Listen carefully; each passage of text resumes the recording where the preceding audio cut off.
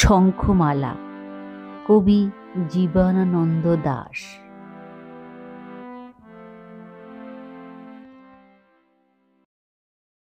কান্তারের পথ ছেড়ে সন্ধ্যার আধারে সে কে এক নারী এসে ডাকিল আমারে, বলিল তোমারে চাই।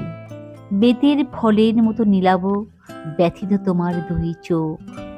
খুঁজেছি নক্ষত্রে আমি কুয়াশার পাখনায়, সন্ধ্যার নদীর জলে নামে যে আলো, জোনাকির দেহ হতে খুঁজেছি তোমার সেইখানে।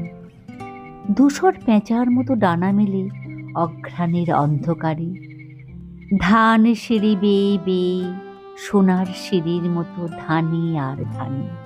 তোমারে খুঁজেছি আমি নির্জন পেঁচার মতো প্রাণে। দেখিলাম দেহ তার বিবর্ণ পাখির রঙে